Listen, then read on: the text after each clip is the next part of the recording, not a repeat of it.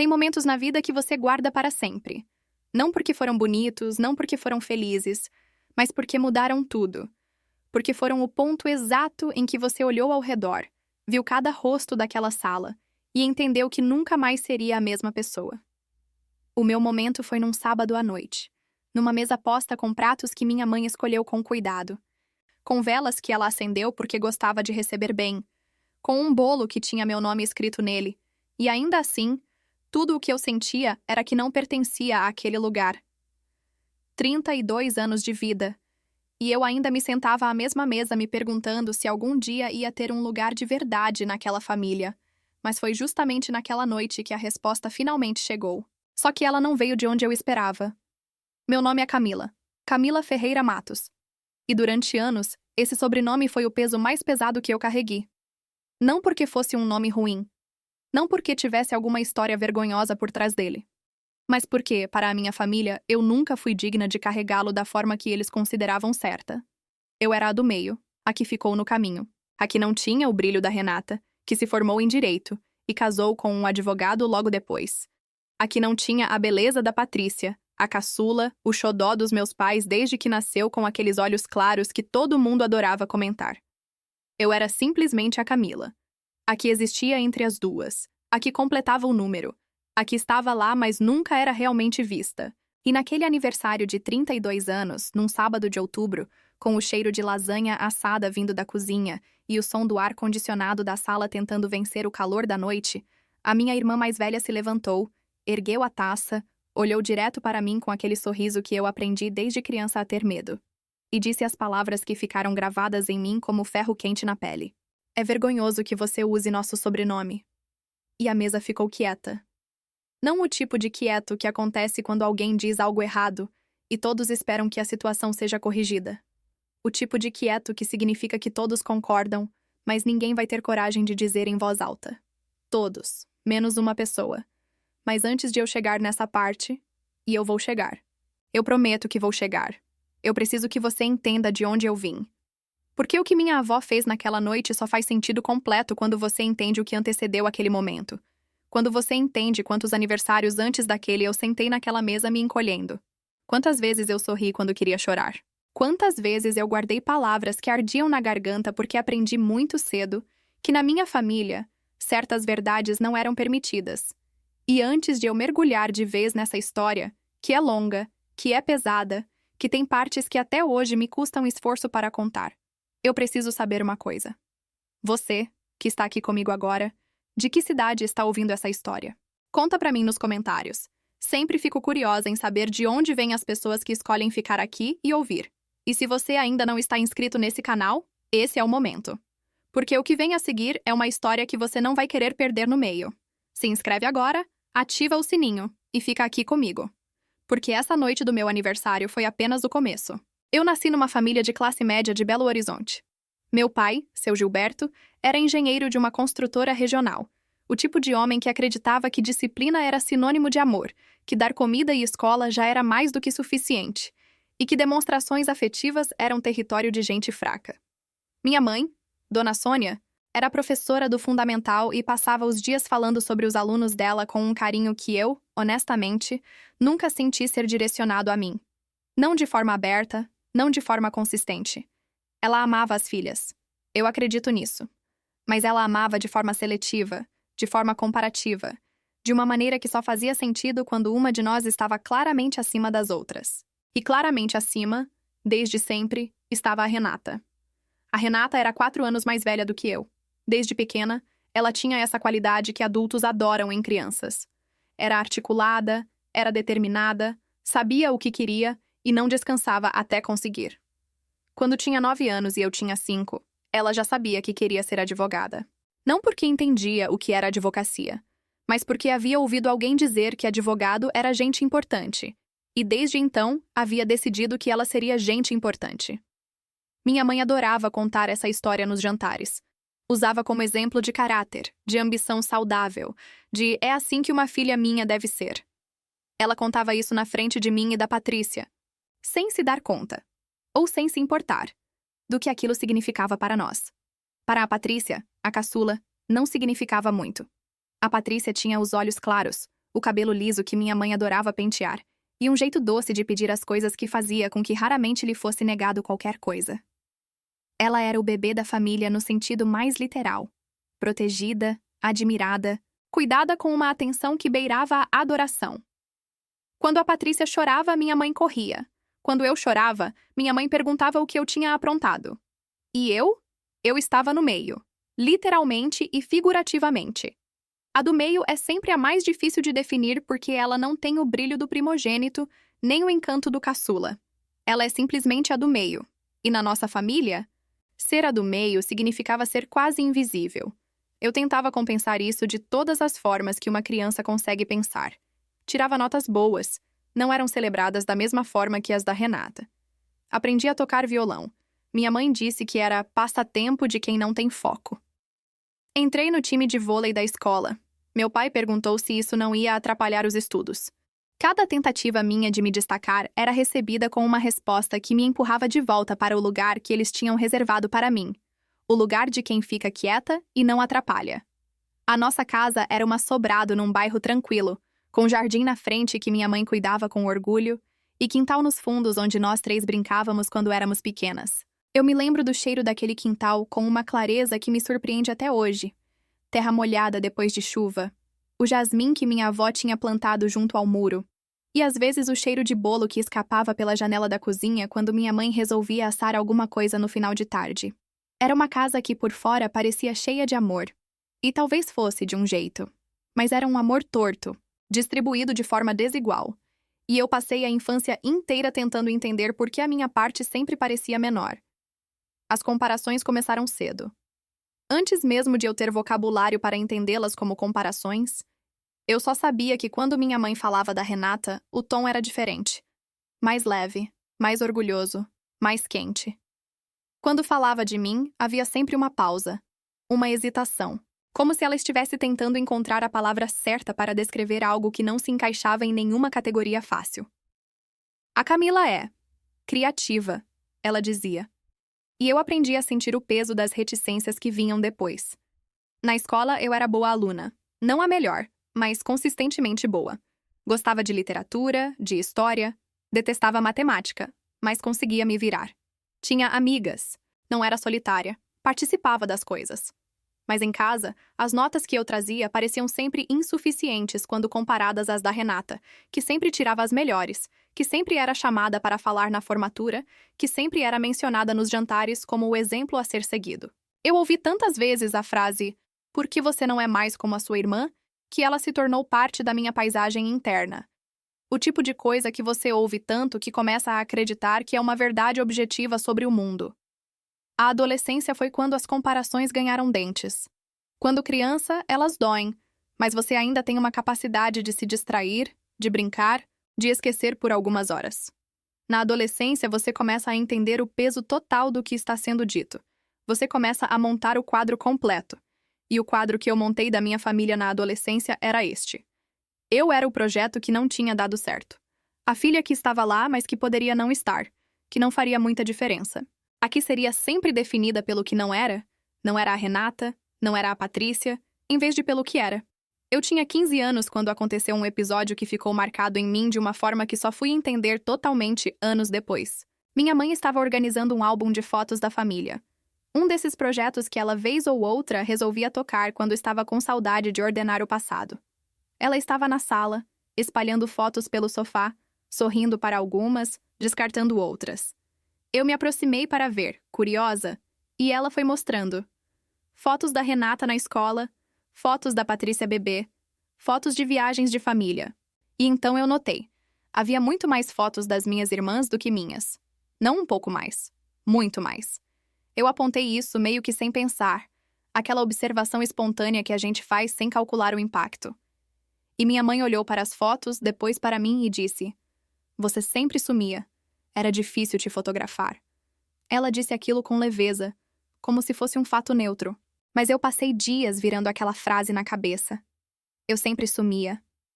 Como se eu tivesse me tornado invisível por escolha própria. Como se eu tivesse me afastado das fotos intencionalmente. Não como se ninguém tivesse me chamado para ficar.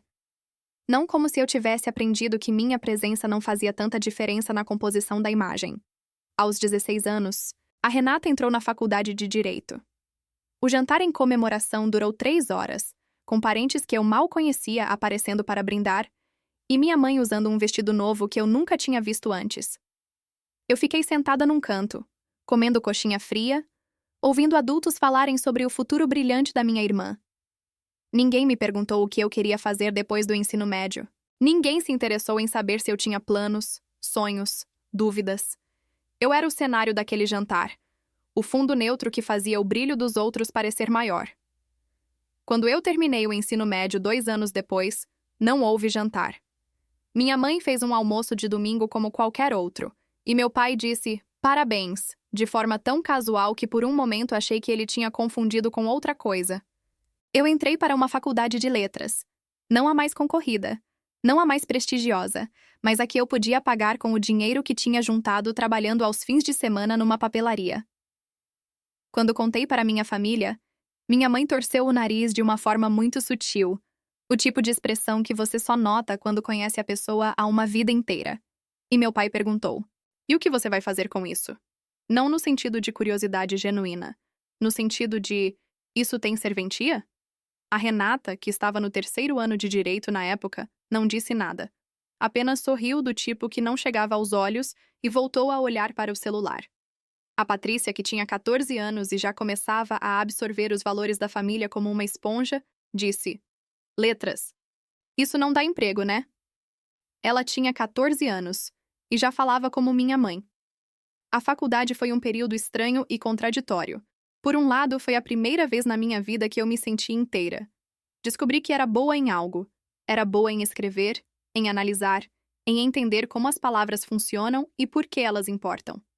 Meus professores me enxergavam, me desafiavam. Comentavam nos meus trabalhos com um interesse genuíno que era diferente de tudo que eu tinha experimentado antes. Fiz amizades reais, do tipo que dura, do tipo que te vê.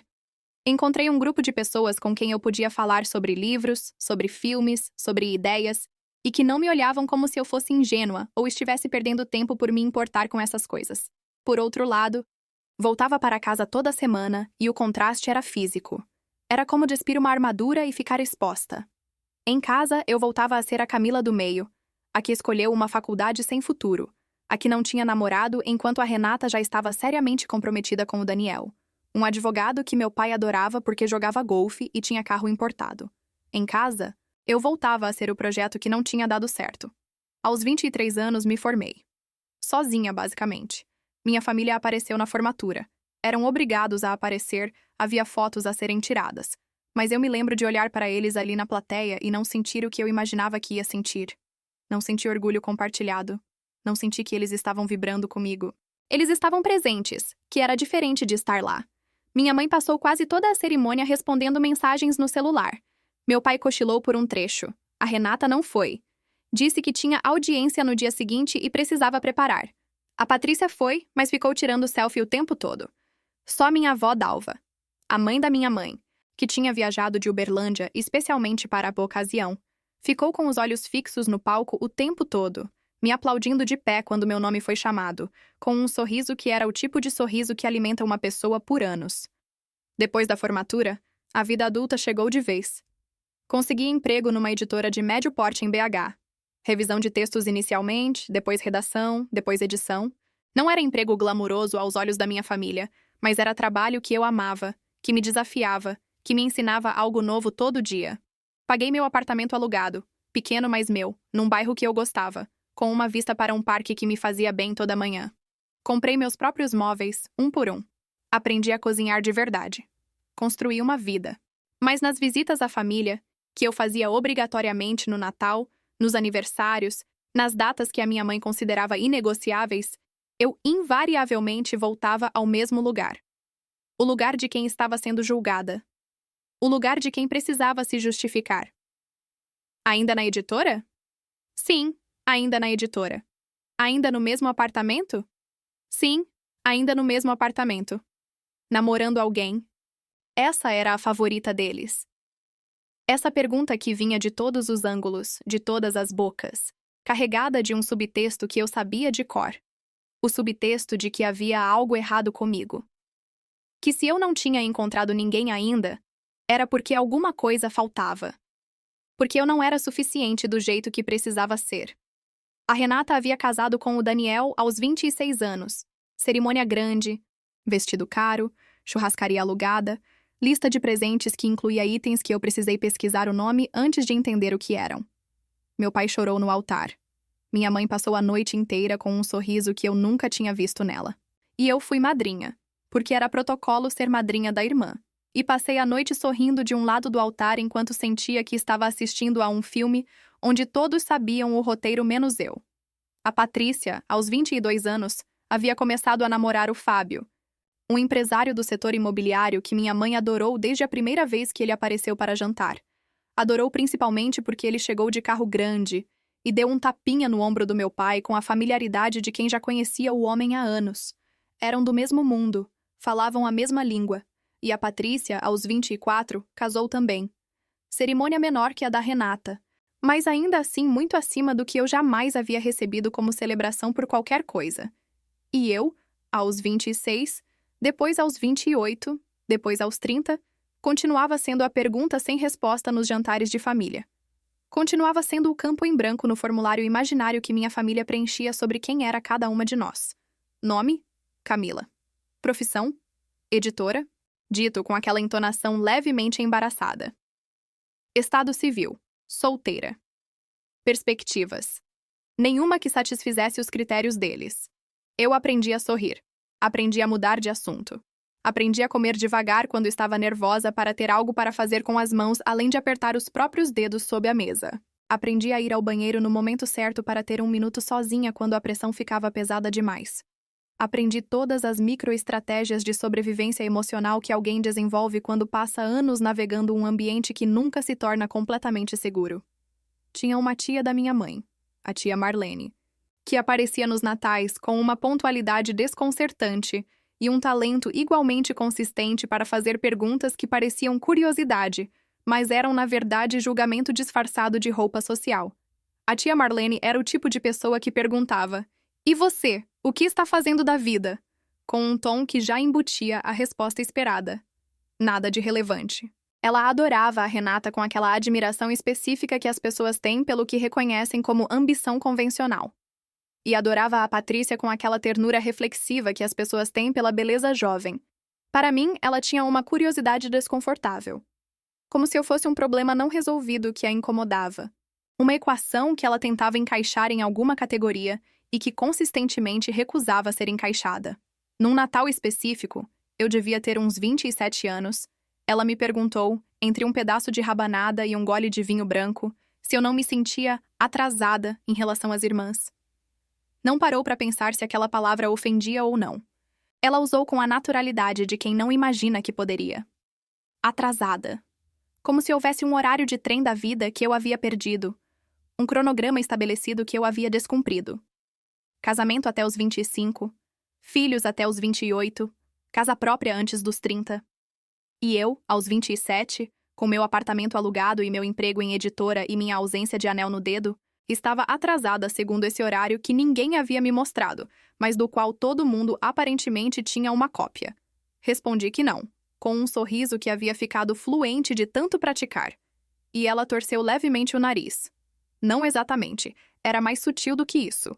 E disse, que bom, com a entonação de quem não acredita no que está ouvindo. Passei o resto daquele Natal conversando com o cachorro da minha mãe, um vira-lata de nome Bento que não tinha nenhuma opinião sobre os meus planos de vida e que aceitava afeto sem condições, o que o tornava a companhia mais agradável da festa. Havia também um episódio que marcou mais fundo do que a maioria. Porque o que machuca mais não é sempre o mais violento. É às vezes o mais silencioso. O que você só entende completamente anos depois. No aniversário de 50 anos dos meus pais, quando eu tinha 29, minha mãe organizou uma festa de médio porte. Parentes, amigos de longa data, colegas de trabalho. Contratou um fotógrafo. A festa foi bonita, de verdade. Aquele tipo de reunião onde o calor humano é genuíno e as conversas fluem e a comida é boa. No fim da noite, minha mãe juntou a família para as fotos formais. O fotógrafo posicionou meu pai e minha mãe no centro, a Renata e o Daniel de um lado, a Patrícia e o Fábio do outro. E eu fiquei parada olhando para a composição se formando, esperando ser chamada para entrar na foto, esperando alguém perceber que havia uma pessoa faltando. Ninguém percebeu. Ou percebeu e não disse nada, o que era talvez pior. Fui eu que falei. Eu entro também? E minha mãe olhou para a composição e fez aquela pausa. Aquela pausa maldita que durava apenas 2 segundos, mas que eu havia aprendido a medir com precisão cirúrgica. E disse: "Claro, Camila, vem." E o fotógrafo me acomodou ligeiramente à frente dos outros, numa posição que era ao mesmo tempo dentro do quadro e fora da simetria que havia sido construída sem mim. A foto existe até hoje na parede da casa dos meus pais. Eu me vejo nela às vezes quando vou lá. A figura levemente deslocada na frente, o sorriso um pouco diferente dos outros porque não é o sorriso de quem estava planejando estar ali, é o sorriso de quem entrou no quadro por conta própria. E fico olhando para essa foto e pensando em tudo o que ela diz sobre aqueles anos, sem dizer nada em palavras. E aprendi, acima de tudo, a guardar segredos. Mas antes de falar sobre o segredo maior, preciso falar sobre os menores. Os segredos que fui guardando ao longo dos anos como uma forma de autodefesa que eu nem percebia estar desenvolvendo. O livro de contos que escrevi aos 24 e que guardei numa gaveta porque sabia que se mostrasse para minha família, a resposta seria alguma variação de: "Mas isso dá alguma coisa?"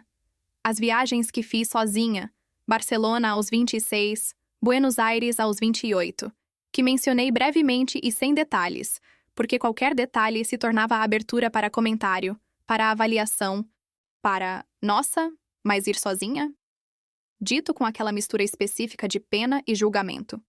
Os amigos que fiz nesses anos e que jamais levei para conhecer minha família, porque conhecer minha família seria expô-los a um ambiente que eu não conseguia controlar e que poderia magoar a eles tanto quanto me magoava a mim.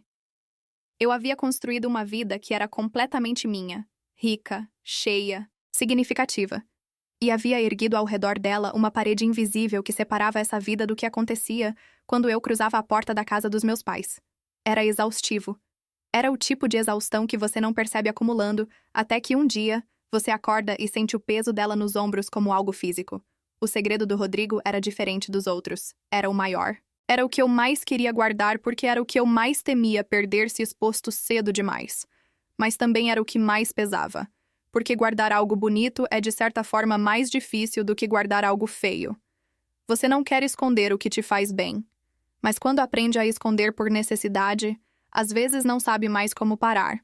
Eu conheci o Rodrigo numa segunda-feira cinza de maio, num café no centro da cidade que eu frequentava toda manhã antes de ir para a editora. Era um daqueles cafés que não tentavam ser modernos. Balcão de mármore antigo, bancos de madeira escura, máquina de café que fazia barulho que preenchia o ambiente de uma forma que eu achava reconfortante. Eu tinha o meu cantinho habitual, a mesinha perto da janela da esquerda, de onde eu conseguia ver a rua e ainda ter a parede do lado para me apoiar quando estava lendo. Era o meu ritual antes do trabalho. Café puro, um croissant e 20 minutos de leitura antes de encarar o dia. Naquela segunda-feira, eu estava lendo um romance que havia chegado para revisão e que eu havia levado para casa porque era bom demais para deixar só no trabalho. Estava tão absorta que nem ouvi a cadeira da mesa ao lado ser puxada. Só percebi que alguém tinha se sentado quando ouvi a voz. Uma voz calma, não muito alta, com um sotaque que eu não conseguia identificar de imediato, dizendo com licença, na direção do garçom que passava. Eu olhei por reflexo. E encontrei um homem que olhava para o menu com a expressão concentrada de quem está tomando uma decisão séria. Ele tinha uns 40 anos, talvez um pouco menos, cabelo escuro com alguns fios brancos nas têmporas, terno azul escuro, discreto, do tipo que você nota não pela marca, mas pela forma como cai. Mãos grandes apoiadas no balcão da mesinha. Expressão tranquila, o tipo de tranquilidade que vem de uma pessoa que está confortável consigo mesma e não precisa preencher o silêncio com movimento. Não fui eu que falei primeiro. Ele pediu o café, o garçom foi, e então ele olhou para o lado, sem querer, o movimento natural de quem está esperando, e encontrou meus olhos. Eu desviei rápido, voltei para o livro. Mas 30 segundos depois ele disse, também sem fazer disso um grande gesto. É bom? Eu levantei os olhos. Ele estava olhando para a capa do livro. Muito, eu disse. De que é? E eu comecei a explicar. E algo aconteceu que raramente acontece quando você começa a falar sobre um livro com um estranho. Ele prestou atenção de verdade. Não o tipo de atenção educada que as pessoas fingem ter quando estão, na verdade, pensando em outra coisa. O tipo real. O tipo que tem perguntas de volta. O tipo que faz você perceber que a outra pessoa está de fato processando o que você disse. Naquele dia, ficamos conversando por 40 minutos. Eu perdi minha janela de leitura, cheguei um pouco atrasada na editora e passei o dia todo pensando na conversa. Não nele, na conversa. Naquele espaço raro de ser ouvida de verdade por alguém que não tinha absolutamente nenhum interesse criado em me ouvir. Ele voltou na terça. E na quarta. Na quinta, ele perguntou meu nome. Na sexta, me deu o número de telefone dele num pedaço de papel. No papel, o que me pareceu ao mesmo tempo antiquado e completamente certo para quem ele parecia ser. Se você quiser continuar a conversa em algum outro momento, ele disse com a mesma tranquilidade de sempre, sem urgência, sem pressão. Levei 3 dias para mandar mensagem. Não porque não quisesse, mas porque estava com medo. Não do Rodrigo especificamente. Estava com medo de querer algo e ser decepcionada. Estava com medo de abrir uma janela e descobrir que do outro lado havia vento frio. Mas mandei a mensagem. E ele respondeu em 2 minutos. O Rodrigo Carvalho tinha 41 anos e era sócio de uma empresa de logística que havia fundado com 2 amigos 15 anos antes, e que havia crescido de uma forma que, conforme eu fui entendendo ao longo das semanas seguintes, era de uma escala que eu não tinha antecipado quando o vi pedindo café naquele balcão de mármore. Mas isso não era o que me interessava nele. Não inicialmente, não de verdade. O que me interessava era a forma como ele ouvia, a forma como ele fazia perguntas, a forma como, em todas as nossas conversas, ele nunca uma única vez me fez sentir que eu precisava ser mais ou diferente do que era. Isso pode parecer uma coisa pequena para quem cresceu em ambientes onde isso era o básico. Para mim, que havia passado 30 anos sendo o projeto que não tinha dado certo, era revolucionário. Saímos pela primeira vez num sábado à noite, num restaurante que eu nunca teria entrado sozinha pela aparência da fachada. Discreto por fora, impecável por dentro. O tipo de lugar onde você percebe a qualidade por tudo que não está sendo exibido. Ele não fez cerimônia com o cardápio, não tentou me impressionar com escolhas extravagantes, pediu o que gostava e perguntou o que eu preferia. Conversamos por 3 horas. Eu ri mais naquela noite do que havia rido em meses. Na segunda vez eu cozinhei. Ele foi ao meu apartamento pequeno com a vista para o parque e sentou na minha mesa desajeitada que eu tinha comprado num brechó e que ainda estava esperando por uma cadeira que combinasse, e comeu o risoto que eu tinha feito 2 vezes na semana anterior para ter certeza que ficava bom, e disse que era o melhor que tinha comido em muito tempo. E eu não soube se era verdade ou gentileza, mas soube que me importava menos do que devia, porque a forma como ele disse me fez acreditar. O que eu não havia previsto, o que ninguém prevê antes de experimentar. É como é diferente ser amada por alguém que escolhe você integralmente. Não alguém que te tolera, não alguém que te aceita apesar de. Alguém que escolhe você porque é você. Isso soa como clichê, e eu sei que soa assim, mas há coisas que só viram clichê porque são tão fundamentalmente verdadeiras que a linguagem não encontra outra forma de contê-las. O Rodrigo me via. Não da forma superficial que as pessoas veem quando estão olhando, mas pensando em outra coisa. Via os detalhes. Notava quando eu estava quieta de um jeito diferente de quando estava simplesmente tranquila, sabia quando eu precisava de silêncio e quando precisava de presença, entendia que às vezes o que eu dizia era o rascunho do que eu estava pensando de verdade e tinha paciência para esperar pela versão final. Era o tipo de atenção que eu havia procurado durante anos em lugares onde ela nunca estava disponível, e que agora se tornava o ritmo natural de um relacionamento que foi crescendo de dentro para fora. Nos finais de semana, quando não tínhamos compromissos, que era a maior parte deles porque o Rodrigo, apesar de trabalhar muito, protegia os fins de semana com uma deliberação que eu aprendi a reconhecer como uma das suas formas de cuidado. Ficávamos no apartamento pequeno com a vista para o parque, e eu lia enquanto ele trabalhava em algo no computador, ou eu cozinhava enquanto ele escolhia a música. Ou simplesmente estávamos em cômodos diferentes, fazendo coisas diferentes, mas dentro da mesma quietude compartilhada, que é uma das formas mais profundas de intimidade que existem. Estar num silêncio confortável com alguém. Não precisar preencher o espaço entre vocês com ruído porque o espaço entre vocês já está cheio de alguma outra coisa. Comecei a entender, naqueles meses, que o que eu havia chamado de não ser suficiente durante a vida toda não havia sido um problema meu. Havia sido um problema de perspectiva, de quem estava olhando e do que estava procurando ver.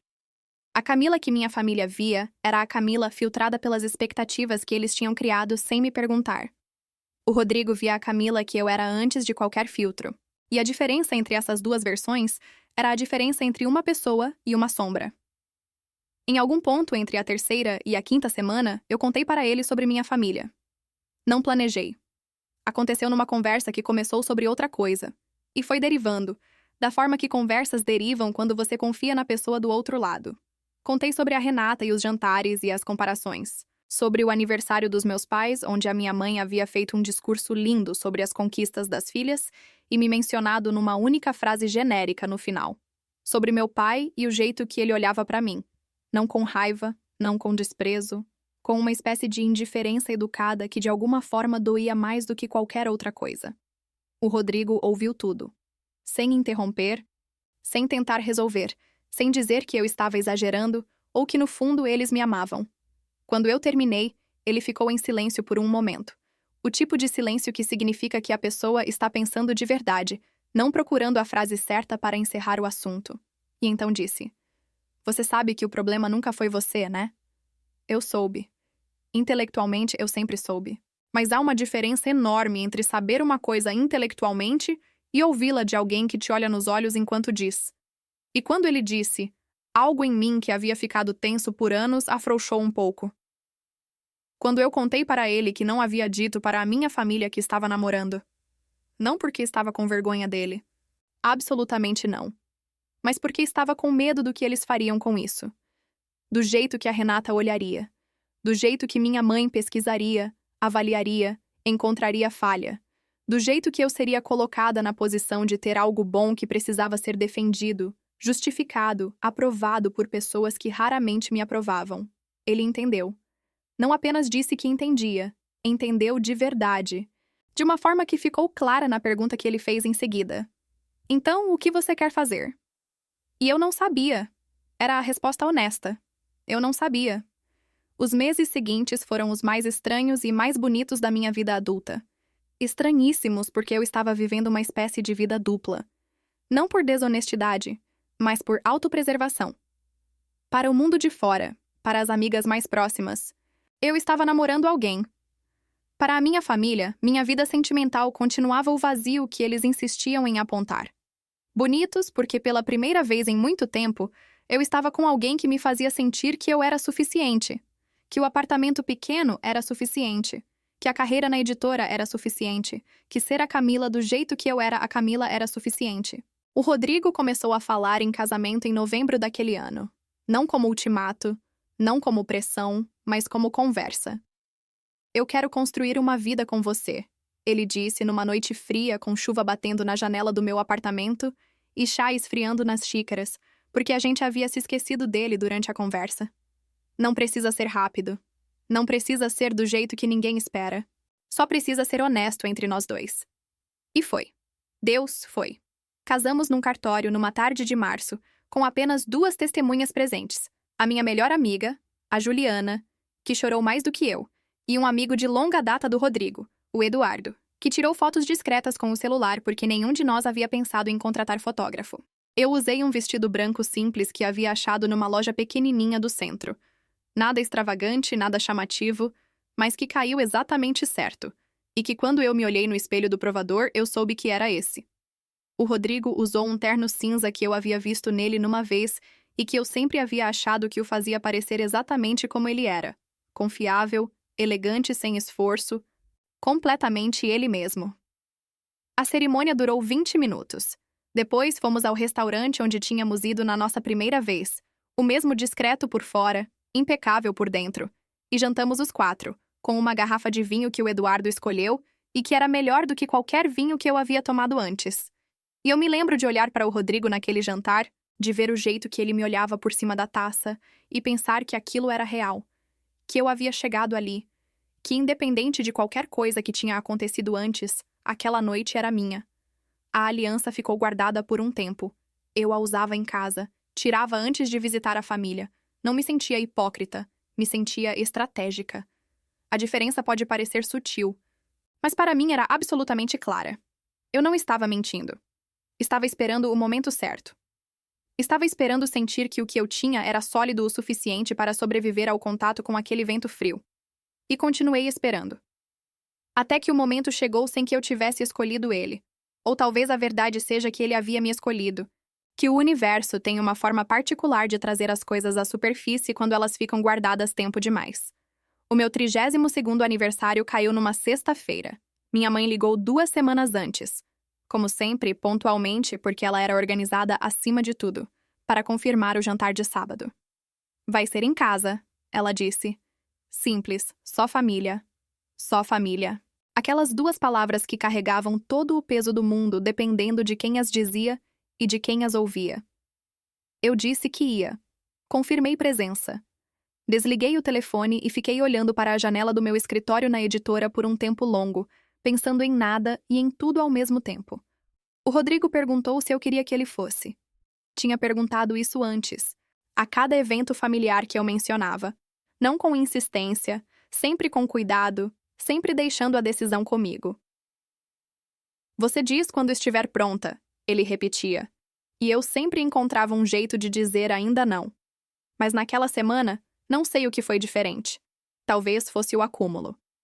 Talvez fosse estar completando 32 anos e ainda me preparar para ir a um jantar em casa dos meus pais com o mesmo nó no estômago de quando tinha 15.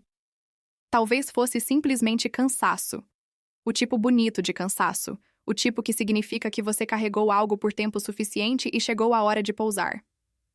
Você pode ir se quiser, eu disse para o Rodrigo naquela quinta-feira à noite. Ele me olhou com aquela expressão que eu havia aprendido a ler, que significava que ele estava perguntando sem perguntar em voz alta. Eu quero que você vá. Eu disse, com mais certeza do que eu esperava que sairia da minha voz. Acho que é hora. Na manhã do sábado, acordei com aquela qualidade de luz que outubro tem em BH. Um dourado levemente filtrado que faz os objetos do quarto parecerem mais definidos do que o normal. Fiquei na cama por mais tempo do que o habitual, olhando para o teto com a aliança no dedo esquerdo, que eu havia decidido não tirar. Seria a primeira vez. Meu coração estava acelerado de um jeito que era ao mesmo tempo ansiedade e alívio, como quando você finalmente decide fazer algo que estava evitando e sente o peso da antecipação, mas também a libertação de não estar mais evitando. O Rodrigo estava na cozinha quando desci, fazendo café como sempre, com aquela calma que era a coisa que eu mais admirava nele, e que às vezes também me irritava suavemente, porque como alguém consegue ser assim tão calmo? Ele me olhou, viu minha expressão e sorriu de um jeito discreto. Café? Disse ele, como se fosse um dia normal, e de certa forma eu precisava que fosse. Escolhi o que vestir com cuidado, não para impressionar, mas para me sentir inteira. Um vestido de linho cor de areia que eu havia comprado meses antes numa viagem de trabalho a São Paulo. Simples, mas perfeitamente cortado. Sapatos de couro bege, salto médio. Os brincos que o Rodrigo havia me dado no nosso primeiro aniversário de casados. Discretos. Ouro. Pequenas pedras que brilhavam sem gritar. O cabelo solto. Com ondas naturais que eu havia aprendido a gostar nos últimos anos depois de décadas tentando alisar. O batom num vermelho suave, que minha amiga Juliana sempre dizia que era a cor certa para mim. Me olhei no espelho antes de sair e me vi de uma forma que raramente acontecia quando ia para a casa dos meus pais. Me vi completa. Não a Camila do meio tentando não atrapalhar. Não a Camila solteira que precisava ter resposta para as perguntas da família. Não a filha que havia escolhido a profissão errada e o caminho errado e que pagava por isso com a indiferença dos que a amavam. A Camila que eu era quando ninguém da minha família estava olhando. O Rodrigo apareceu na porta do quarto enquanto eu terminava. Estava de calça escura, camisa branca, blazer de tecido fino. Simples, impecável, completamente ele. Me olhou no espelho e disse: "Você está linda." Não como elogio protocolar, como observação de alguém que realmente vê. "Vamos," eu disse. A casa dos meus pais ficava a 40 minutos do meu apartamento de carro. Tempo suficiente para eu ensaiar mentalmente o que poderia acontecer, o que eu ia dizer, como ia reagir a cada cenário que meu cérebro insistia em criar. O Rodrigo dirigiu como sempre, com aquela tranquilidade de quem não está com pressa. Colocou uma música baixinha, jazz, que ele sabia que me acalmava, e não tentou preencher o silêncio com conversa. Sabia quando eu precisava de espaço e quando eu precisava de presença. Ficou com as duas mãos no volante, presente sem ser intrusivo. Na metade do caminho, ele perguntou suavemente: Como você está? Assustada, eu disse honesta. Mais bem. Ele assentiu.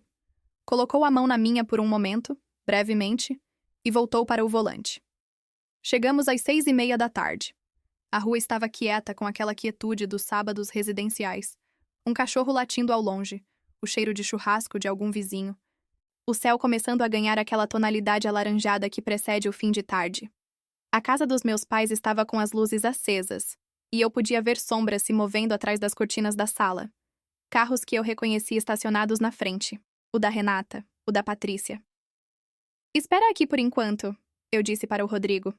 Não porque eu queria escondê-lo, mas porque eu queria entrar primeiro. Queria ter um momento de orientação antes de tudo mudar. Ele disse tudo bem. Ficou no carro. Toquei a campainha. Minha mãe abriu, usando um avental sobre a roupa, o que significava que havia saído da cozinha para atender, o que por sua vez significava que estava à espera de alguém mais importante do que eu, que ainda não havia chegado. Porque para mim ela raramente se dava ao trabalho de atender a porta pessoalmente. Ela me olhou, me deu um beijo rápido no rosto, disse "Chegou", como declaração neutra, e voltou para a cozinha. Entrei sozinha. A sala estava arrumada com o cuidado de sempre. Minha mãe tinha um jeito de deixar tudo no lugar de um modo que parecia natural, mas era completamente calculado. Flores na mesa de centro, almofadas simétricas no sofá, a fotografia de família na parede que eu sempre observava porque a forma como estávamos posicionados nela dizia mais sobre a dinâmica familiar do que qualquer conversa já havia dito. Renata e Patrícia flanqueando meus pais, eu levemente deslocada para a direita, como se o fotógrafo tivesse tentado me incluir no último minuto. Meu pai estava na sala, no seu sofá favorito, com o jornal dobrado no colo. Levantou os olhos quando me viu, disse "Feliz aniversário", com a entonação de quem está cumprindo um compromisso, e voltou para o jornal. Isso era exatamente o que eu esperava. Não havia razão para me surpreender. E ainda assim, como sempre, a previsibilidade da decepção não a tornava menos decepcionante. A Renata estava na varanda. Eu a vi pela janela da sala, falando ao telefone com expressão de trabalho, gesticulando com a mão livre. Ela me viu através do vidro, levantou 2 dedos em gesto de "já vou" e continuou a conversa. A Patrícia estava na cozinha ajudando minha mãe. E quando eu entrei, ela me deu um abraço perfumado. Ela sempre tinha um perfume forte. O tipo que ficava no ar depois que ela saía. E disse "Feliz aniversário, Mila", com aquele tom levemente condescendente que ela havia desenvolvido desde que havia casado com o Fábio, e que eu nunca havia conseguido nomear adequadamente até o dia em que percebi que era exatamente o tom que minha mãe usava comigo desde que eu era criança. O Fábio estava lá também, sentado à mesa da varanda, na cadeira que costumava ser a do meu pai, mas que havia migrado para o Fábio de uma forma que ninguém havia comentado explicitamente. Ele me cumprimentou com aquele aperto de mão firme, que parecia sempre um teste que eu estava a ponto de reprovar. E o Daniel, marido da Renata, que estava na cozinha servindo água. Ele me deu um abraço lateral desajeitado, que era genuinamente o abraço mais honesto que recebi naquela chegada. Porque o Daniel nunca tinha sido cruel comigo. Só indiferente, o que na escala daquela família era quase gentileza. Sentei à mesa. Aceitei a água que minha mãe trouxe. Ouvi as conversas ao redor, sobre o condomínio novo que o Fábio estava desenvolvendo, sobre o caso que a Renata estava ganhando, sobre os planos de viagem que minha mãe e meu pai estavam fazendo para o aniversário de casamento deles. Conversei quando foi natural conversar, sorri nos momentos certos e mantive os joelhos quietos sob a mesa mesmo quando o impulso era de apertar um no outro por contenção. Por cerca de 40 minutos foi suportável. Não bom, mas suportável. O tipo de jantar familiar que te deixa cansada, mas não destruída. E então a Renata terminou a ligação, veio para dentro, se serviu de vinho e sentou à minha frente.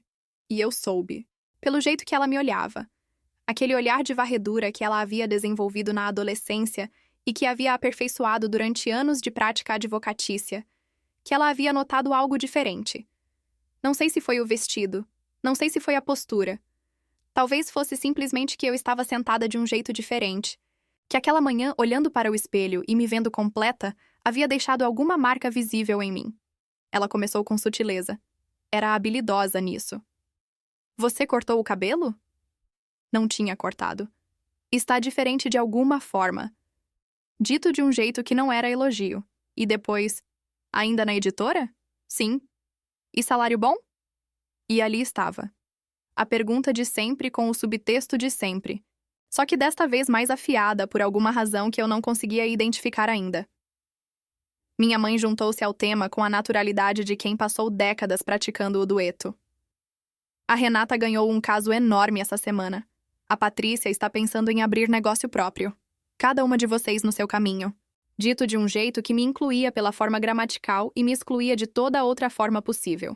Eu bebi um gole de vinho. Mantive o rosto tranquilo. Foi quando chegou a hora do bolo. Minha mãe trouxe da cozinha. Um bolo de chocolate que ela mesma havia feito. Porque minha mãe sempre fez bolos caseiros para as filhas, que era uma das formas de amor que ela demonstrava, mesmo quando o amor era distribuído de forma desigual. As velas foram acesas. Todo mundo se reuniu ao redor da mesa. Eu olhei para aquelas chamas pequenas e fiz o que sempre fiz. Tentei encontrar alguma gratidão genuína para colocar no sopro. Soprei. Todo mundo bateu palmas. Minha mãe começou a fatiar. Foi quando a Renata se levantou. Pegou sua taça de vinho. E eu vi, no segundo antes de ela falar, algo nos olhos dela que eu só havia visto algumas vezes antes. Aquela centelha específica que significava que ela havia calculado algo, havia esperado pelo momento certo e havia decidido que era agora. Eu queria fazer um brinde à minha irmã, ela disse com um sorriso que era de superfície, que não chegava aonde o sorriso deveria chegar. Camila, que já tem 32 anos e ainda está descobrindo quem é. Pausa. A pausa era a parte mais cruel. Era onde ela deixava o veneno assentar antes de continuar. Família, às vezes me pergunto o que faríamos diferente se pudéssemos escolher. E aí olho para a Camila e penso. Ela deu uma risadinha leve. A risadinha que as pessoas dão quando estão prestes a dizer algo que é supostamente uma piada, mas que nunca é. É vergonhoso que você use nosso sobrenome com tão pouco para mostrar. O silêncio que seguiu foi exatamente do tipo que eu descrevi antes. O silêncio de quem concorda em silêncio. Meu pai olhou para a Renata com algo que não era reprovação. Era aquele olhar que eu havia aprendido a identificar ao longo de uma vida inteira. O olhar de orgulho velado, de filho que fez o que ele mesmo não teria coragem de dizer, mas pensava. Minha mãe não disse nada. Continuou fatiando o bolo com uma concentração exagerada, que era ela fingindo não ter ouvido para não ter que reagir. A Patrícia desviou o olhar. O Daniel olhou para a mesa. O Fábio deu um sorriso pequenininho que desapareceu quando percebeu que eu havia visto. E eu fiquei sentada com meu copo de vinho na mão, sentindo a frieza do cristal contra os dedos, sentindo meu coração batendo de um jeito que eu conhecia bem. Rápido, mas fundo. O tipo de batimento que não é pânico, é preparação. Olhei para a Renata. Olhei para meu pai. Olhei para minha mãe, que ainda fingia estar muito ocupada com o bolo. E então, ouvi, vindo da poltrona no canto da sala, onde ela havia ficado quieta, e quieta, e quieta durante toda a noite, a voz da minha avó Dalva. Minha avó Dalva tinha 78 anos. Ela era pequena. Havia encolhido com a idade para 1,50 m e pouco, com cabelos brancos que ela usava presos num coque baixo, mãos com veias salientes, que eu sempre achei as mãos mais bonitas do mundo, porque eram as mãos que me tinham abraçado quando eu era criança e precisava de abraço. Ela havia ficado quieta a noite toda com aquela quietude particular que pessoas velhas e sábias têm. O tipo de quietude que não é ausência, é observação. Agora ela se levantou. Devagar. Com a ajuda dos braços da poltrona. Endireitou as costas. Aquela postura que ela mantinha com uma teimosia que me enchia de admiração. E quando ficou de pé, havia algo nela que mudou o peso do ar do cômodo. Não sei como descrever isso adequadamente. Era como se ela tivesse mudado de tamanho sem ter mudado de tamanho. Todos olharam para ela. Ela olhou para a Renata, diretamente, com aqueles olhos escuros que tinham visto décadas de vida e que não tinham mais paciência para certas coisas, e disse, com uma voz que era quieta, mas absolutamente clara: "Chega, Renata." 2 palavras. A Renata ficou branca. Não imediatamente. Houve um segundo de incompreensão, de não processamento. O segundo que a mente leva quando algo que ela não antecipava acontece. E então o sangue foi embora do rosto dela de uma forma que foi lenta, e depois, de repente, como água escoando. Minha avó não levantou a voz. Não precisava. Quando você tem 78 anos e uma história inteira de ter sido a única pessoa naquela sala que havia realmente enxergado uma das netas, você não precisa de volume. Você tem autoridade do tipo que não é dado, é conquistado. Essa menina, ela disse, ainda olhando para a Renata, mas agora apontando para mim com um movimento leve da cabeça. Construiu mais do que qualquer um de vocês enxergou. E se algum de vocês tivesse se dado ao trabalho de olhar de verdade para ela, em vez de ficar medindo o tamanho do que ela não tinha, talvez vocês soubessem. Minha mãe abriu a boca. Fechou. Sônia, minha avó disse, virando-se para a filha com um olhar que eu nunca havia visto ela dirigir para minha mãe, um olhar que não era raivoso, mas era absolutamente desprovido de gentileza estratégica. Você criou 3 filhas, mas fez questão de deixar claro desde cedo qual era o valor de cada uma. Isso não é maternidade. Isso é hierarquia. A cozinha ficou absolutamente imóvel. O Fábio olhava para a toalha da mesa. O Daniel olhava para a janela. A Patrícia tinha os olhos cheios d'água, mas ninguém sabia se era arrependimento ou susto. E eu estava de pé. Não sei quando me levantei. Foi involuntário. O corpo que decide antes da cabeça. Estava de pé com o copo ainda na mão, sentindo as palavras da minha avó pousando em mim como algo que eu havia esperado sem saber que estava esperando. Tem alguma coisa que você quer contar para essa família? Minha avó me perguntou, virando-se para mim agora. E havia no jeito que ela fez a pergunta algo que me disse que ela sabia. Não tudo, mas sabia que havia algo. Minha avó Dalva sempre soube. Eu olhei para a Renata. Olhei para minha mãe. Olhei para meu pai, que havia baixado o jornal que havia levado para a mesa porque minha mãe não gostava, mas que ele fazia assim mesmo, e que agora me olhava com uma expressão que eu não conseguia nomear completamente, mas que tinha ao menos um componente de algo parecido com atenção real. Respirei fundo. Sim, eu disse. Tem. E fui até a porta da sala. Abri. E disse. Rodrigo.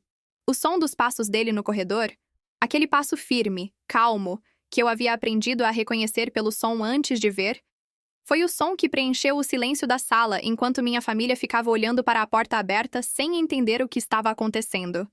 Ele entrou. Não entrou com fanfarra. Não era o tipo de pessoa que entrava com fanfarra. Entrou da forma que entrava em qualquer lugar, com a calma de quem sabe exatamente quem é e não precisa anunciar isso. Blazer no braço porque havia feito calor no carro, camisa branca, aquele ar de presença que não é arrogância. É simplesmente a forma que algumas pessoas têm de preencher um espaço com substância. Olhou para a sala, para os meus pais, para a Renata, para a Patrícia, para minha avó, para quem ele fez um aceno respeitoso de cabeça que ela retribuiu com um sorriso pequeno e completamente satisfeito. E então ficou ao meu lado. Família, eu disse, e minha voz saiu de um lugar mais fundo e mais firme do que eu esperava. Esse é o Rodrigo Carvalho, meu marido. O silêncio que se seguiu foi diferente de todos os silêncios que havia acontecido naquela sala antes.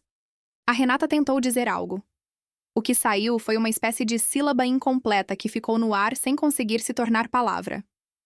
Minha mãe deixou a faca do bolo pousar no prato com um som metálico nítido.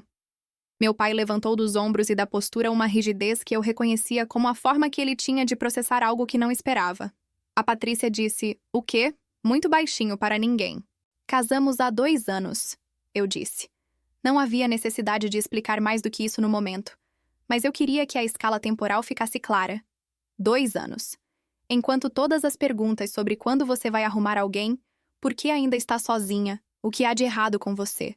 2 anos eu estava casada. Eu não contei porque não achei que vocês fossem receber bem. E não me arrependo de ter esperado.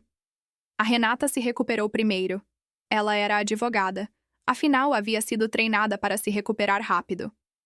Mas quem é ele? Ela perguntou. E havia nessa pergunta toda a hierarquia de valores que ela havia internalizado. Não estava perguntando quem ele era como pessoa. Estava perguntando quem ele era como credencial. Foi o Rodrigo que respondeu. Com a mesma calma de sempre. A calma que era de longe a coisa mais impactante nele. Rodrigo Carvalho. Sou sócio fundador da Carvalho Logística. Uma pausa breve. Provavelmente vocês conhecem pelo nome. Somos o maior operador do corredor centro-oeste a sudeste do país. Outra pausa, dessa vez de todos. A Renata conhecia o nome. Eu via isso no rosto dela. O momento de reconhecimento. O momento de recalibração. O momento em que os dados que ela havia organizado sobre mim, a vida toda, precisavam ser completamente reorganizados. Era uma empresa que havia sido mencionada algumas vezes nos jantares de família, quando meu pai falava de negócios, com aquele respeito específico que ele reservava para empresas que ele considerava sérias de verdade. Você casou com a Camila. A Renata disse isso com uma entonação que ela certamente não percebeu, que revelava exatamente tudo o que havia de errado com ela. A entonação de quem não consegue acreditar, não porque o homem fosse demais para a minha irmã, mas porque a minha irmã seria o último lugar onde ela esperaria encontrar alguém como ele. Com a Camila, o Rodrigo confirmou, com uma gentileza que era de aço por dentro. Sim. Minha avó voltou para a poltrona com a satisfação de quem terminou o que tinha vindo fazer. O que aconteceu nos 40 minutos seguintes foi o tipo de coisa que você só testemunha quando toda uma estrutura de poder que durou décadas desmorona de repente. Não de forma espetacular. Não houve gritos. Não houve cenas dramáticas que eu ficasse orgulhosa de contar. Houve algo pior e melhor ao mesmo tempo. Houve a exposição da verdade nua de quem cada pessoa era. Minha mãe foi a primeira a tentar se recompor. Ela é uma mulher prática, acima de tudo, e a praticidade dela funcionava mesmo em situações para as quais não estava preparada. Se aproximou do Rodrigo com um sorriso que tentava parecer acolhedor e que ficou a poucos centímetros de conseguir. Que surpresa linda! Ela disse. Por que tanto segredo? Como se o segredo tivesse sido opção arbitrária minha e não consequência direta de décadas de julgamento sistemático. Eu não precisei responder porque o Rodrigo fez algo que eu não esperava. Ficou calado. Apenas me olhou, de lado, de um jeito que dizia que a resposta era minha se eu quisesse dá-la. E eu queria. Porque essa família passou anos me dizendo, de forma direta e indireta, que eu não era suficiente. Eu disse. E eu não queria trazer para perto de mim a única pessoa em anos que me fez sentir que era, para que vocês testassem se ela aguentava o tratamento. Minha mãe ficou sem palavras. Era raro. Era a primeira vez em muitos anos. A Renata fez uma tentativa. Claro que fez. Você está exagerando, Camila. A gente sempre te apoiou. Sempre. Renata. Minha avó não levantou a voz, mas disse o nome de uma forma que o tornou parede intransponível. A Renata ficou quieta. Meu pai se levantou do lugar. Foi até mim, e eu segurei a respiração porque não sabia o que ele ia fazer. Nunca sabia com ele. Era o tipo de homem cuja reação você nunca conseguia completamente antecipar. Ficou na minha frente, me olhou. E por um momento eu vi nele algo que levei tempo para identificar. Algo que eu não estava acostumada a procurar no rosto do meu pai. Constrangimento. Não arrependimento. Não chegava a tanto. Não naquele momento. Mas constrangimento. A consciência desconfortável de que ele havia participado de algo que, à luz daquele momento, não havia sido o que ele pensava que era.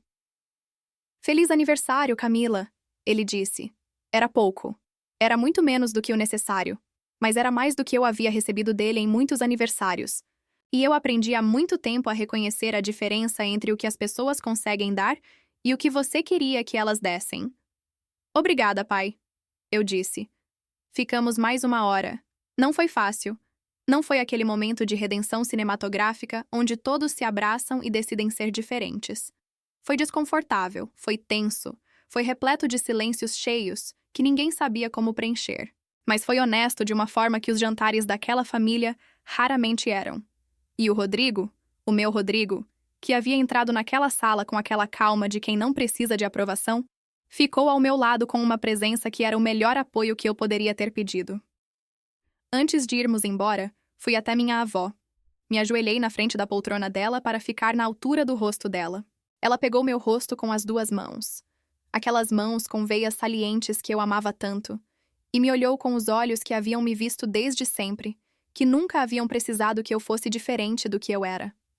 2 palavras, eu disse suavemente, referindo-me ao que ela havia feito. Chega, Renata. É tudo que você precisou. Ela sorriu. Aquele sorriso pequeno e completo. Às vezes 2 palavras são exatamente suficientes, ela disse, quando são as palavras certas. Saímos às 10 da noite. O ar estava mais fresco do que quando havíamos chegado, a rua ainda quieta, O céu de outubro cheio de estrelas que você raramente vê em cidade, mas que naquela noite pareciam determinadas a aparecer. Entrei no carro, fechei a porta e fiquei sentada em silêncio por um momento antes de o Rodrigo ligar o motor. Como você está? Ele perguntou. Pensei na resposta de verdade. Não a resposta rápida, não a resposta que encerra a conversa. Pensei no peso que eu havia carregado naquela casa por anos, e na forma como, naquela noite, parte desse peso havia finalmente pousado no lugar certo. Não havia desaparecido. Essas coisas não desaparecem assim. Mas havia pousado. Havia sido reconhecido. E minha avó havia ficado de pé e dito chega com uma autoridade que nenhum de nós havia conseguido invocar antes. Aliviada, eu disse. Estou aliviada. Ele colocou a mão na minha. Ficamos assim por um momento, parados na frente da casa dos meus pais, com as luzes ainda acesas lá dentro. Depois ele ligou o carro e fomos embora. Os dias seguintes foram exatamente o que eu havia previsto com parte do meu cérebro, e que a outra parte havia se recusado a aceitar como possível antes de acontecer. Minha mãe ligou no domingo de manhã, cedo, mais cedo do que eu estava acordada, o que em si já era revelador, porque minha mãe não ligava cedo a não ser que estivesse ansiosa. Atendi. Ela disse que queria conversar de verdade, que havia ficado acordada pensando, que havia coisas que ela precisava me dizer. Eu disse que estava disposta a ouvir, com uma condição, que ela me ouvisse também. Ela disse que sim. E creio que ela quis dizer, não de forma perfeita.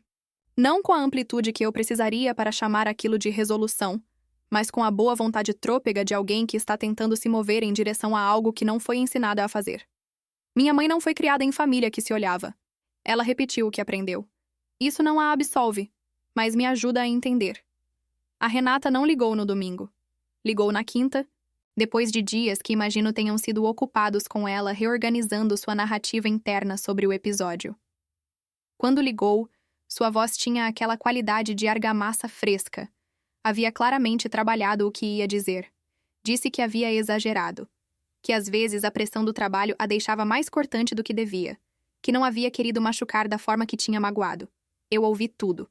E então disse: Renata, você disse aquilo na frente de toda a família, no meu aniversário, depois de anos de variações do mesmo tema. Isso não foi um exagero de momento. Você pode ligar quantas vezes quiser e pedir desculpas do jeito que quiser. Mas o que vai mudar as coisas entre nós não é uma ligação de quinta-feira. É o que você escolhe fazer diferente de agora em diante. Ná ficou em silêncio por um momento longo, e então disse, mais quieta: Você está certa. Não era muito, mas era mais do que eu havia esperado. A Patrícia me mandou mensagem. Não ligou, que era típico dela. A Patrícia sempre preferiu a distância cuidadosa de uma mensagem onde você pode reler antes de enviar. Disse que havia ficado com vergonha naquela noite. Não de mim, de si mesma. Que havia ficado em silêncio quando não deveria ter ficado. Que havia rido de coisas ao longo dos anos que não eram engraçadas. Que havia repetido sem pensar coisas que havia ouvido em casa e que não eram certas. Aquela mensagem me pegou de surpresa. Guardei ela no celular num lugar que não costumo guardar mensagens, porque era real. Era a Patrícia olhando para si mesma, talvez pela primeira vez, e não gostando completamente do que via. Isso requer coragem. Um tipo específico de coragem que é mais difícil do que parece. Respondi que apreciava, que precisávamos de tempo, que tempo era a coisa honesta a se colocar entre nós antes de qualquer outro passo. Com meu pai foi o mais silencioso de todos, que também era o mais esperado. Meu pai não é um homem de palavras longas. Na semana depois do jantar, ele me mandou uma mensagem. Uma única frase. Sinto que não te vi direito por muito tempo. Quero tentar. 10 palavras.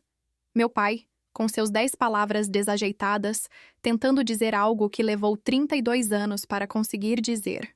Eu fiquei olhando para a tela do celular por um tempo longo, com uma mistura de sentimentos que não tinha nome perfeito. Não era perdão completo. Não era mágoa pura.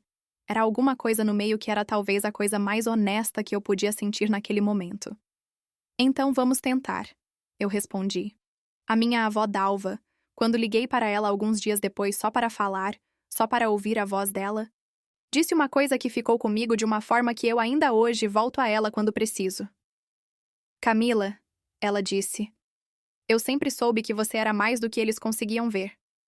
O problema nunca foi o tamanho do que você tinha. Foi o tamanho do que eles conseguiam enxergar. São coisas diferentes. Muito diferentes. E eu soube. De um jeito que vai além de saber intelectualmente. Soube de dentro. Nos meses que se seguiram àquela noite, descobri coisas sobre minha família que eu suspeitava, mas nunca havia tido espaço para confirmar. Descobri, por exemplo, que a Patrícia havia guardado ressentimentos próprios durante todos aqueles anos. Não da mesma natureza que os meus, porque ela havia sido tratada de forma diferente, mas ressentimentos de outras camadas que nunca haviam encontrado lugar de expressão. Ela me contou, numa tarde que saímos para tomar café só nós duas, algo que raramente fazíamos e que descobri ser uma lacuna enorme, que havia crescido sentindo que precisava sempre ser a mais bonita, a mais simpática, a mais querida, que havia vivido sob uma pressão constante de ser a Patrícia de sempre e nunca de mudar.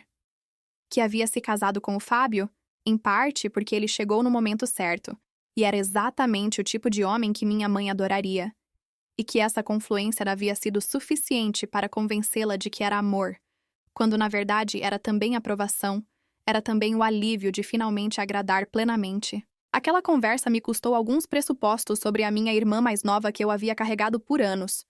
Não que ela tivesse sido vítima tanto quanto eu. Não era isso. Mas que a família tóxica raramente tem apenas uma vítima. Geralmente tem várias, com feridas diferentes, em lugares diferentes, com formas diferentes de mostrar ou esconder. A Renata era mais complicada. Continuou sendo mais complicada por muito tempo. Havia algo nela que resistia à mudança de uma forma que eu conseguia identificar por baixo de toda a assertividade dela. Era medo. A Renata havia construído toda a sua identidade sobre ser a melhor, a mais brilhante, a mais admirada por minha família. Quando eu apareci naquela noite com o Rodrigo ao lado e revelei que havia construído uma vida inteira sem precisar da aprovação deles, eu havia, sem querer, abalado o único alicerce sobre o qual ela se apoiava. A certeza de que era a mais bem-sucedida de nós três. Não era mais verdade. Não naquela versão simplista da conta. E a Renata não estava equipada para lidar com isso. Levou meses até que nossas conversas começassem a ter uma qualidade diferente. Não chegamos a um lugar de intimidade verdadeira. Não sei se chegamos algum dia. E aprendi a estar em paz com essa incerteza. Mas chegamos a um lugar de honestidade funcional. Ela parou de me disparar. Eu parei de esperar que ela mudasse completamente. Encontramos uma espécie de armistício que talvez seja o mais honesto que duas irmãs com aquele histórico conseguem encontrar. Com meus pais, foi o mais lento e, ao mesmo tempo, o mais surpreendente. Meu pai, o homem que havia me olhado toda a vida com aquela indiferença educada que era mais difícil de suportar do que a raiva aberta, começou aos poucos, com hesitações e recomeços, a tentar uma espécie de conversação real comigo. Não era fluente. Era cheio de pausas e desvios de assunto, e de vezes que ele começava a dizer algo importante e acabava falando do tempo. Mas estava tentando, e tentativa conta para alguma coisa quando você passou anos sem ela. Numa tarde, mais ou menos 4 meses depois do jantar, ele me ligou. Não era o tipo de coisa que ele fazia. Ele era homem de mensagem de texto, de palavras curtas. Ligou e ficou em silêncio por um segundo antes de dizer: "Você escreveu alguma coisa? A sua mãe disse que você escrevia." Eu fiquei sem palavras por um momento. Ele havia perguntado para minha mãe sobre mim, havia buscado uma informação sobre o que eu fazia, o que eu era, o que eu havia construído. Era pequeno. Era enorme. Contei sobre o livro de contos da gaveta. Ele ficou ouvindo. Disse que queria ler se eu quisesse mostrar. Não prometi que iria mostrar. Disse que pensaria. Mas quando desliguei o telefone, fui até a gaveta, tirei o manuscrito e fiquei olhando para ele por um tempo longo. Não mostrei para ele naquele dia. Mas comecei a pensar em mostrar. E começar a pensar já era mais do que eu havia feito em 8 anos desde que havia escrito aquelas histórias. O Rodrigo viu esse processo todo de uma distância respeitosa que era a medida certa. Ele havia entrado naquela família numa noite, havia ficado ali com a presença adequada, havia dito o que precisava ser dito sem ser mais do que era necessário. E depois havia saído de cena para me deixar lidar com o que era meu. Nunca tentou direcionar como eu devia me relacionar com cada membro da família. Nunca pressionou para que eu cortasse contato, ou para que eu perdoasse mais rápido, ou de qualquer forma específica. Simplesmente esteve disponível quando eu precisava falar. Ouviu quando eu precisava ser ouvida, E fez chá quando eu chegava em casa dos almoços de família com aquela expressão que ele havia aprendido a reconhecer. Havia noites em que eu ficava acordada depois que ele dormia, olhando para o teto do quarto que agora era de nós dois. Havíamos nos mudado para um apartamento maior 6 meses depois do jantar, num bairro que eu amava, com janelas grandes que deixavam entrar bastante luz. E ficava pensando em tudo o que havia acontecido. Não com angústia, com aquele tipo específico de contemplação que é quase gratidão, quase espanto, o tipo que você tem quando olha para um caminho que percorreu e consegue ver como cada desvio fez sentido. Havia uma versão de mim que ficou no passado naquela noite do aniversário, a versão que ainda se encolhia, a que ainda esperava a aprovação antes de se sentir inteira, a que ainda checava a expressão dos outros antes de decidir o que estava sentindo. Essa versão foi ficando para trás de forma gradual. Não foi uma virada brusca. Não foi um momento de iluminação súbita. Foi uma série de manhãs em que eu acordei um pouco mais sólida do que no dia anterior.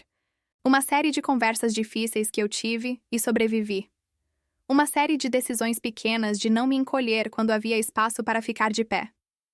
A vida que eu tenho hoje não é cinematograficamente perfeita. Minha família ainda é complicada. Ainda há jantares onde o peso do passado está presente na sala, mesmo quando ninguém fala sobre ele. Ainda há momentos em que a Renata diz algo que eu preciso deixar de lado para não me perder nele. Ainda há ausências que eu sinto. A forma como poderia ter sido diferente. A infância que poderia ter sido diferente. Mas há também o que é real e está aqui. Uma manhã de sol entrando pela janela grande do nosso apartamento com o cheiro de café que o Rodrigo já fez porque acorda antes de mim, a sensação de uma aliança no dedo que me lembro com prazer de usar em todo lugar agora.